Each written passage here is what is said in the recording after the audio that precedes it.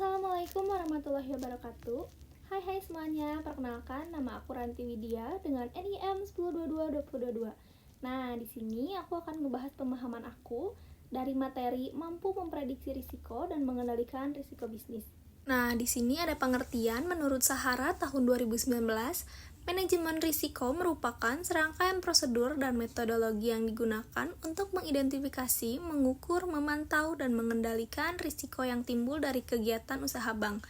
Dilihat dari sisi landasan hukumnya, manajemen risiko merupakan aplikasi dari prinsip kehati-hatian secara umum dianut perbankan. Selain itu, manajemen risiko dapat dikatakan pula sebagai suatu pendekatan terstruktur atau metodologi dalam mengelola ketidakpastian yang berkaitan dengan ancaman. Selanjutnya ada tujuan manajemen risiko. Tujuannya itu terbagi dua, ada yang umum dan juga ada yang khusus.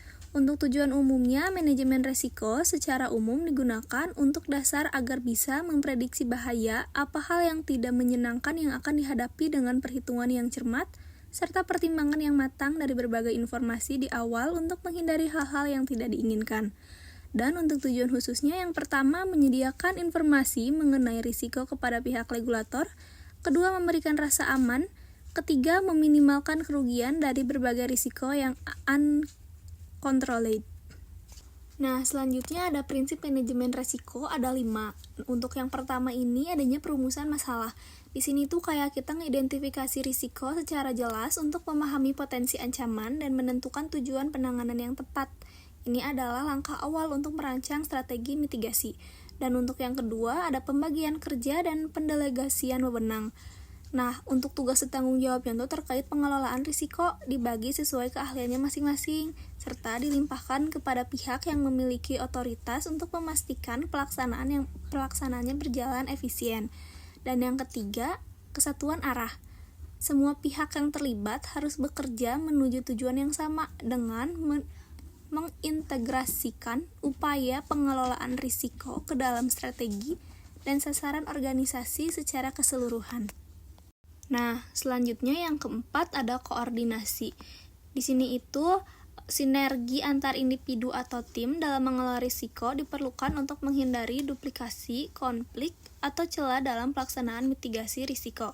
Dan yang terakhir yang kelima, pengawasan. Pemantauan berkala dilakukan untuk memastikan bahwa upaya pengelolaan risiko berjalan sesuai rencana dan dapat diadaptasi terhadap perubahan situasi atau identifikasi risiko baru. Nah, selanjutnya ada faktor-faktor risiko manajerial.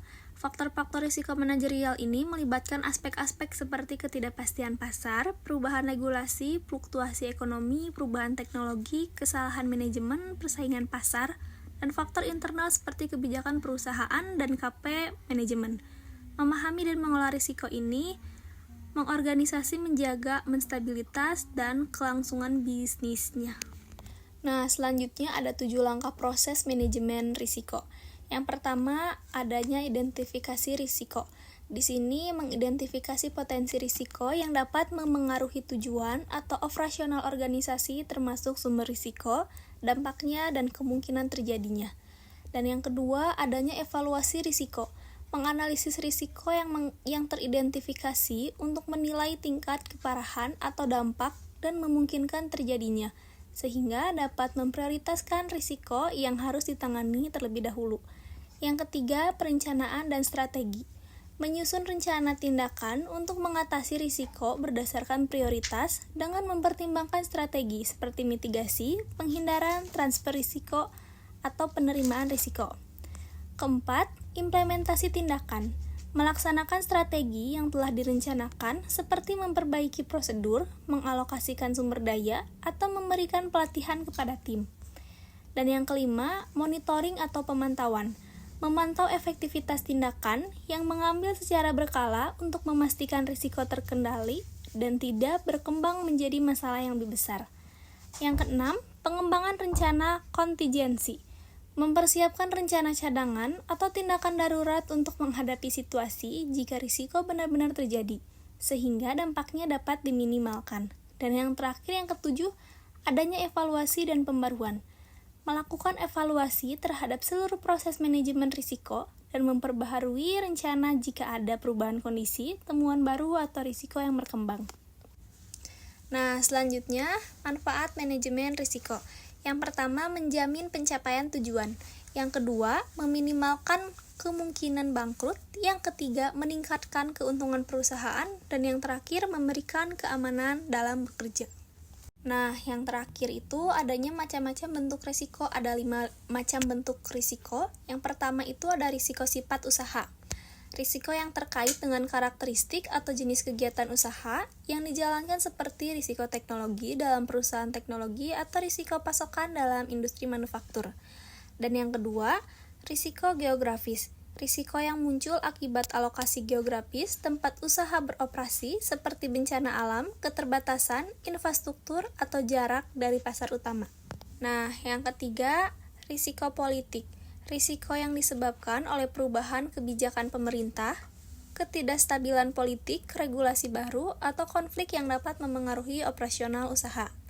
Dan yang keempat, risiko ketidakpastian. Risiko yang timbul karena sulitnya memprediksi faktor eksternal atau internal seperti perubahan permintaan pasar, inovasi teknologi, atau fluktuasi ekonomi global. Dan risiko terakhir yaitu risiko persaingan. Risiko yang terkait dengan kompetensi di pasar, termasuk munculnya pesaing baru, perubahan strategis pesaing, atau penurunan daya asing produk atau jasa. Nah, cukup sekian dari pemaparan materi yang saya sampaikan. Terima kasih atas perhatiannya. Wabillahi taufiq wal hidayah. Wassalamualaikum warahmatullahi wabarakatuh.